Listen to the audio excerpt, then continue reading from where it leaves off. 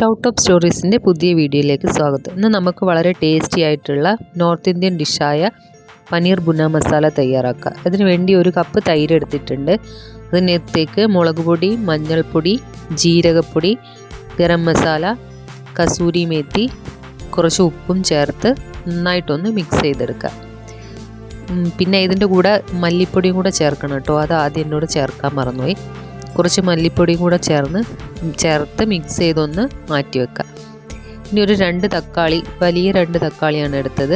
അത് കുറച്ച് മുളക് പൊടിയും ചേർത്തൊന്ന് മിക്സിയുടെ ജാറിലൊന്ന് നമുക്ക് ബ്ലെൻഡ് ചെയ്തെടുക്കാം. ഇനി ഒരു പാൻ വെച്ച് ഓയിൽ ഒഴിച്ചു കൊടുത്ത് ഓയിലൊന്ന് ചൂടായി വരുമ്പം കുറച്ച് ജീരകം, ഗ്രാമ്പൂ, ഏലക്ക, ബേ ലീഫ് എന്നിവ ചേർത്ത് കൊടുക്കുക. അതിനുശേഷം ചെറുതായി അരിഞ്ഞു വെച്ചിട്ടുള്ള ഉള്ളി ചേർത്തൊന്ന് ഇളക്കി കൊടുക്കുക.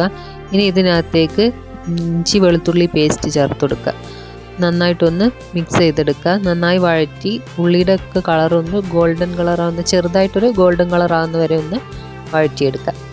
അതിനുശേഷം ഇതിനകത്തേക്ക് നമ്മൾ നേരത്തെ എടുത്തു വെച്ചിട്ടുള്ള ടൊമാറ്റോ പ്യൂരി ചേർത്ത് കൊടുക്കുക. നന്നായിട്ടൊന്ന് മിക്സ് ചെയ്തിട്ട് കുറച്ച് നേരം ഒന്ന് എണ്ണ തെളിഞ്ഞ് വരുന്നവരെ ഒന്ന് കുക്ക് ചെയ്തെടുക്കണം. അപ്പോൾ ഇത് വളരെ ടേസ്റ്റിയാണ് കേട്ടോ. എല്ലാവരും ഒന്ന് വീട്ടിൽ ട്രൈ ചെയ്ത് നോക്കണേ.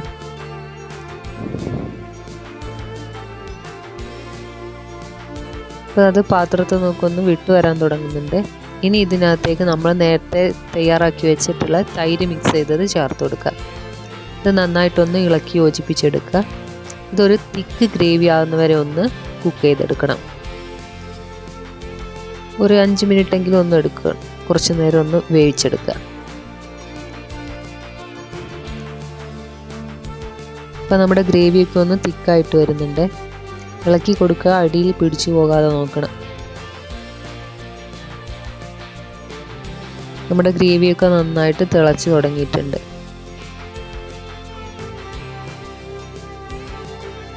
അപ്പോൾ നല്ലൊരു തിക്ക് ഗ്രേവി ആയിട്ടുണ്ട്. ഇനി നമുക്ക് വേറൊരു പാത്രത്തിലേക്ക് മാറ്റി വെക്കാം. ഈ ഒരു പാൻ എടുത്ത് അതിനകത്തേക്ക് ബട്ടർ ചേർത്ത് കൊടുക്കുക. ബട്ടർ ഒന്ന് മെൽറ്റായി വരുമ്പം നമുക്ക് പനീർ ചേർത്ത് കൊടുക്കുക. ഇത് 250 ഗ്രാം പനീറാണ്. പനീർ ചേർത്ത് ഒന്ന് ഇളക്കി കൊടുക്കുക. ഇനി ഇതിനകത്തേക്ക് നീളത്തിലരിഞ്ഞ സവോളയും ക്യാപ്സിക്കവും ചേർത്ത് കൊടുക്കുക. ഇത് കുറച്ച് നേരം ഒന്ന് ഇത് വഴറ്റിയെടുക്കണം. പനീർ ഒരു കളറൊക്കെ മാറി ചെറിയൊരു ഗോൾഡൻ കളറാകുന്നത് വരെ. ഇതിനകത്തേക്ക് പച്ചമുളക് കൂടെ ചേർത്ത് കൊടുത്തിട്ടുണ്ട്. നന്നായിട്ടൊന്ന് ഇളക്കി യോജിപ്പിച്ചെടുക്കുക. ഇത് പനീറിൻ്റെ ഒരു ചെറിയ ഗോൾഡൻ കളർ ആകുന്നത് വരെ നമുക്കിതൊന്ന് കുക്ക് ചെയ്തെടുക്കാം.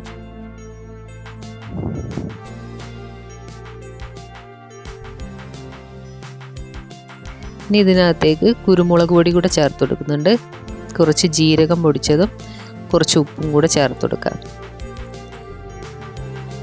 ഇത് നന്നായിട്ട് ഇളക്കി യോജിപ്പിച്ചെടുക്കുക. നല്ലപോലെ കുക്കായി വരേണ്ട ആവശ്യമൊന്നുമില്ല കേട്ടോ. ചെറുതായിട്ടൊന്ന് കുക്ക് ചെയ്താൽ മതി. ആ പനീറിൻ്റെ കളറൊക്കെ ഒന്ന് ചെറുതായിട്ടൊന്ന് മാറി വരുന്നവരെ മാത്രം. ഇൻഗ്രീഡിയൻസിൻ്റെ അളവൊക്കെ ഞാൻ ഡിസ്ക്രിപ്ഷനിൽ കൊടുക്കാം കേട്ടോ. ഒന്ന് ചെക്ക് ചെയ്ത് നോക്കിയാൽ മതി.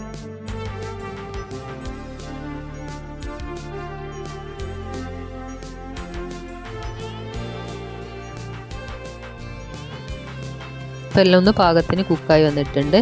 ഇനി ഇതിനകത്തേക്ക് നേരത്തെ നമ്മൾ മാറ്റി വെച്ച മസാല മിക്സ് ചെയ്ത് കൊടുക്കുക. നന്നായിട്ട് യോജിപ്പിച്ചെടുക്കുക. മസാലയും പനീറും ഒക്കെ നന്നായിട്ടൊന്ന് മിക്സായി വരണം. ഇത് കുറച്ച് തിക്ക് ഗ്രേവി ആയിട്ടുള്ള ഒരു ടൈപ്പാണ്. ഇനി നമുക്ക് ആവശ്യമുണ്ടെങ്കിൽ ഇതിനകത്തേക്ക് കുറച്ച് വെള്ളം കൂടെ ചേർത്ത് കൊടുക്കാം. വളരെ കുറച്ച് മാത്രം വെള്ളം ചേർത്ത് കൊടുത്താൽ മതി.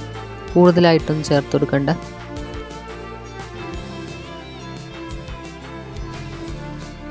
ഇപ്പം ഞാൻ ഇതിനകത്തേക്ക് കുറച്ച് വെള്ളം ചേർത്ത് കൊടുക്കുന്നുണ്ട്. വളരെ കുറച്ച് മാത്രമേ ചേർത്ത് കൊടുത്തിട്ടുള്ളൂ. നന്നായിട്ടൊന്ന് ഇളക്കി യോജിപ്പിച്ചെടുക്കാം. ഇനി നമ്മളിത് സിമ്മിലിട്ടിട്ട് കുറച്ച് നേരം ഒന്ന് കുക്ക് ചെയ്തെടുക്കാം. ഇടയ്ക്ക് ഇളക്കി കൊടുക്കുന്നുണ്ട്.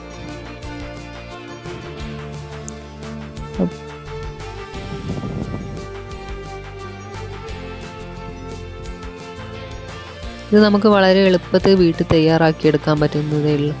വളരെ ടേസ്റ്റിയാണ് കേട്ടോ.